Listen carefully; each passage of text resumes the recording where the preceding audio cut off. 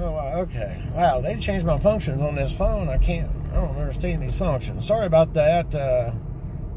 Started taking pictures of myself instead of sitting there taking a video.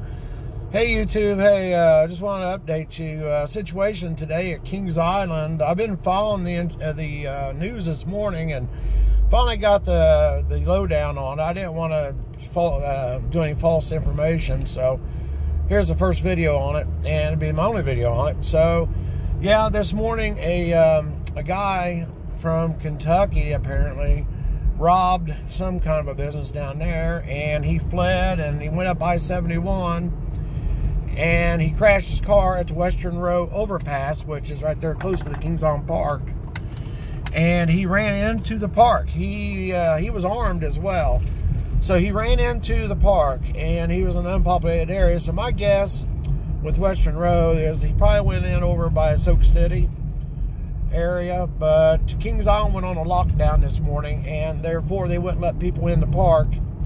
And the people that was in the park, they was putting them in the nearest building and shelter in place. So basically like they would do it at school, like if there was a shooting at school. So, but yes, this was an armed guy, and they had the helicopter above, sheriff's helicopters up above, circling around looking for this guy. They did catch him. He's been arrested. The park's back to normal, so nobody got hurt, no injuries, no big, great big deals, but kind of an excitement this morning. So Kings Island did have a late start this morning at the park. So, and also just a heads up real quick, if you don't know, August calendar's out now. Kings Island's going to be open on Saturdays until 10 p.m., so you get some night rides in now. But however, the park's going to be closing down because of the schools, so they're going to be closed those last 2 weeks of August like they normally are. And also the park's going to be closed every Wednesday and Thursday in August. Now I don't know what's going on with that. My guess is because their attendance is down severely. I mean, you go to Kings Island, it's walk-on, so you can just walk right up and get right on the rides, and people are marathoning Orion. So I mean, there's people saying they're getting, 20 and 30 rides in on Orion within a couple-hour period. So that's pretty darn good. So anyway, the rides are walk-on, no waits, no lines, no nothing. And it's going to continue to be that way, I think. I don't think we're going to see anything change on that. And also, one other thing real quick I just want to share. Next month, there will be no reservations. There will no longer be any more reservations required for Kings Island. So that's good news for pass holders. That means you don't have to make reservations at the last minute. If you decide you want to go at the last minute, you can go ahead and go to the park. They added another show to the park, so I don't know what it's called, but they did add a show. And they are quiet right now about the fireworks, so we don't know about fireworks yet. Also, the fall and winter lineup has not been determined yet either, so hard to tell when the fall and the winter hours will be of operation. Not yet. So September, October, November, and December has not been determined yet. Cedar Point does require reservations, so if you go to Cedar Point, you do have to have a reservation to go to that park. It is required there, and I guess because they are busier than Kings Island, and a lot more people would rather go there anyway. So I'm hoping to go there. I'd like to go up, but from what I understand, they've got a lot of rides closed, and it's because they don't have the people. They don't have enough people to operate the rides, and that's why a lot of the rides are closed. Several coasters are closed up there right now. I mean, Gemini's closed. Wicked Twister's closed. Rougarou is closed. Blue Streak is closed. And I think, and all of Planet Snoopy rides, all of them, including the coaster over there, it's closed. So, that's pretty bad, because they just don't have the people. They don't have enough people to operate these rides. Cedar Downs is closed. Antique Cars are closed over there. I can't remember the other cars. Super Himalaya, it's closed. Of course, these are little peon rides anyway, but still, those are rides, and they're closed. And it's because they don't have enough people to operate these rides. And with school getting ready to go back in session, I think it's going to get even worse than that. So, you know, try not to give these people a hard time, because you know what? It's not the ride operators' faults, okay? It's not their fault. This year is one screwed up year. It's just been a bad year, and people are giving hell to these ride operators, and you know what? It's not their fault. If they ask you to put your mask on, you know what? I hate those masks, and when we went, it was too hot, and I haven't been back since, and I don't plan on going when it's this hot out. It's just way too hot to be wearing a mask.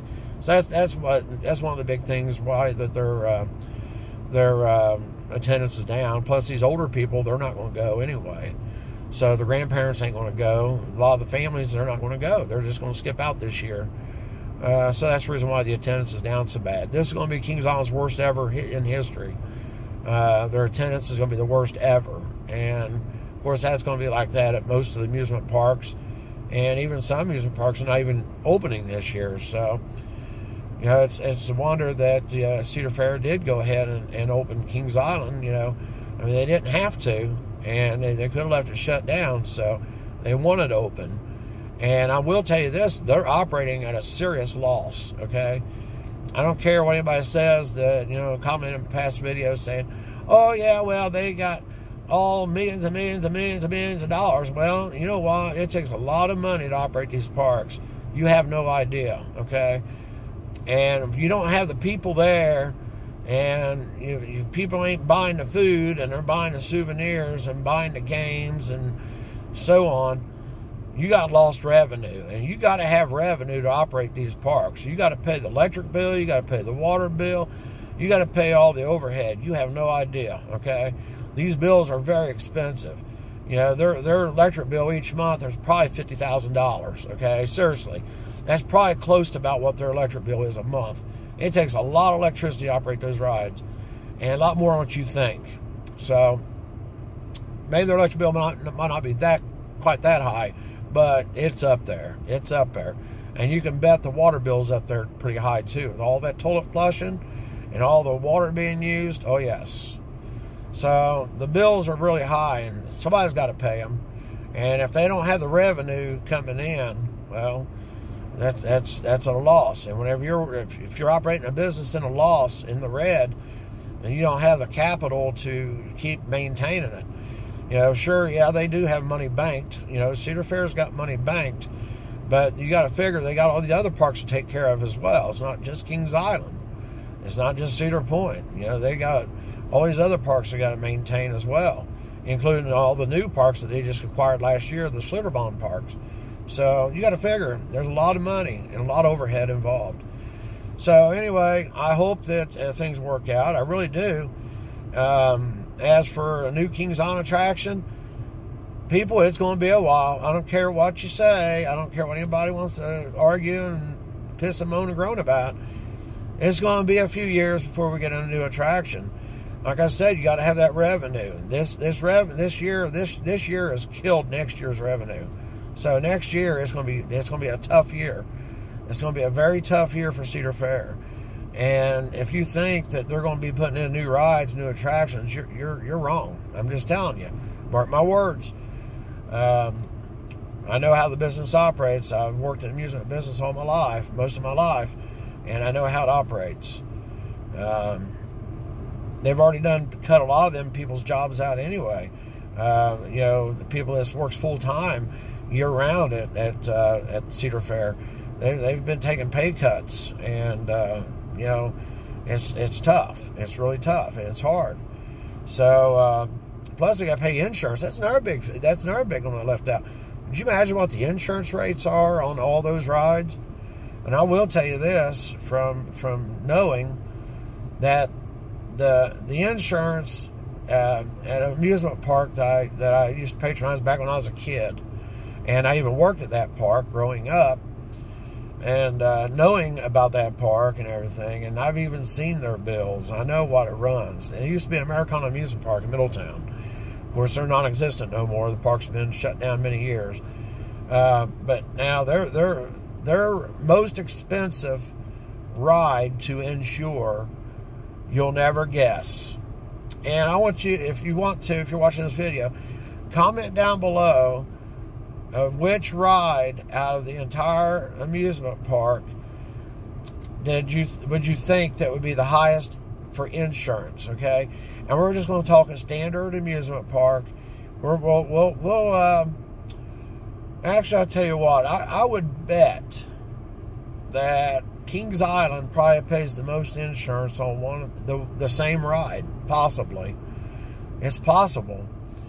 But just take a wild guess which ride you think that would be a very high insured ride. I mean, the insurance would be really high on.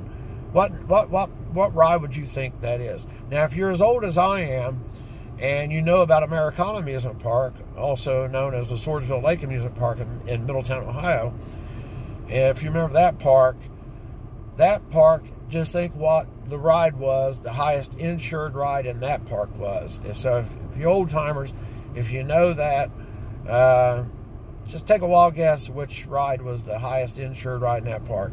I used to know the park owners very well. The Bernies, they owned that park for many, many years, since 1960, up until their retirement in 1990. And very good people. They're dead and gone now. They're very good people, though. They was very good family. And their very highest insured ride, they told me which one it was. It cost the most, and I was really surprised. I was shocked. So see if you can guess what it is. Comment down below. Let me know what your guess is, and probably the next video I'll share the answer to that, because it's interesting. It's amazing.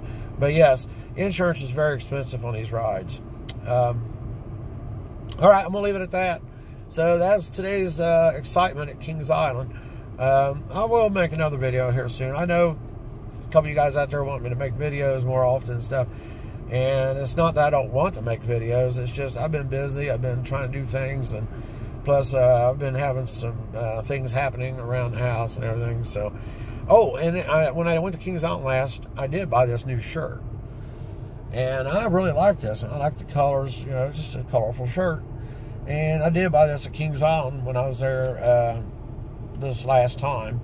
Well, the only time I've been there this year so far. I've only been there once, and that was opening day. But I did buy this shirt over there, and I kind of liked it. I thought it was, you know, nice little different colors to it, and it's a gray shirt. So, but anyway, I was happy to get this shirt, and my sister bought this for me, so that was really sweet of her. All right, you guys take care, and hope to talk to you soon. All right, see ya. Bye-bye.